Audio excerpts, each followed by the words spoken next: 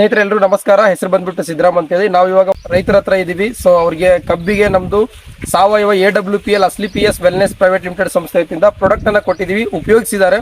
So result ಯಾವ ತರ ಬಂದಿದೆ ಅಂತ ಅವ್ರ ಮುಖಾಂತರ ಕೇಳಿದಾರೆ. ಸರ್ ನಮಸ್ತೆ. ನಮಸ್ಕಾರ. ನಿಮ್ಮ ಹೆಸರು ಸರ್? ಅಶೋಕ್ ಸರ್. ಇದು ಯಾವ ಸರ್? PY ಹುಣಸಾ. ಇದು ಯಾವ ತಾಲೂಕು ಬರುತ್ತೆ ಸರ್? ಇದು ಮೂಡಲಗಿ ತಾಲೂಕು, ಬೆಳಗಾವಿ ಡಿಸ್ಟಿಕ್ ಬರುತ್ತೆ. ಸೊ ಸರ್ ಉಪಯೋಗಿಸಿದ್ದಾರೆ. ಸರ್ ನಿಮ್ಗೆ ರಿಸಲ್ಟ್ ಹೆಂಗ್ ಅನ್ಸಿದೆ? ರಿಸಲ್ಟ್ ಚಲೋ ಅನ್ಸಿದೆ ಸರ್. ಸೊ ನೀವು ಇದಕ್ಕಿಂತ ಮುಂಚೆ ಸುಮಾರು ಕಂಪನಿಯು ಕೂಡ ಉಪಯೋಗಿಸ್ತೀರ ಅಂತ ಹೇಳಿದ್ರಿ ಸರ್. ಅದೇನು ಸರಿ ಬಂದಿಲ್ಲ ನಮಗ.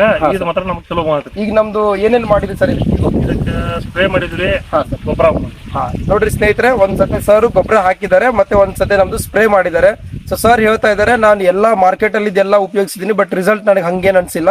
ಸೊ ಇದನ್ನು ಉಪಯೋಗಿಸಿದ್ದು ರಿಸಲ್ಟ್ ಚೆನ್ನಾಗಿದೆ ಅಂತ ರೈತರು ಹೇಳ್ತಾ ಇದಾರೆ.